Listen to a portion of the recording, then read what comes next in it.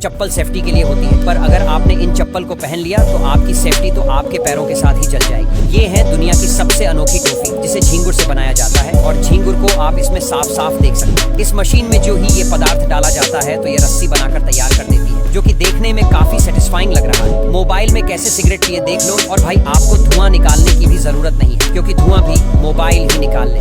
लगता है कुएं के अंदर पानी की जगह बर्फ है, और इसी वजह से इन पाइप्स में से भी बर्फ ही निकल रही है। मोहतरमा ने अपने आप को इम्प्रूव करने के लिए गुब्बारे लगाए थे, लेकिन बेचारी की सारी पोल पट्टी एक सुई ने खोली। समझदारी हो तो इस गाय जैसी, अरे देख तो कैसे रात में भी टॉर्च लगाकर घास खा रही है। वेल जो भी हो, इस गाय का कारनामा देखकर भाई मुझे तो बहुत हंसी आ रही है। ये दुनिया का सबसे अजीबोगरीब एयरक्राफ्ट, जो कि एयरक्राफ्ट कम और ड्रैगन ज्यादा लग रहा है। अब ये ट्रैक्टर किसने बना दिया भाई? ये तो दुनिया का सबसे अनोखा ट्रैक्टर है, क्योंकि इसके आगे वाले हिस्से पर 2 नहीं बल्कि 1 टायर है। जो भी हो, बंदे में टैलेंट तो है, लेकिन भाई ये जुगाड़ कम और कबाड़ ज्यादा लग रहा है।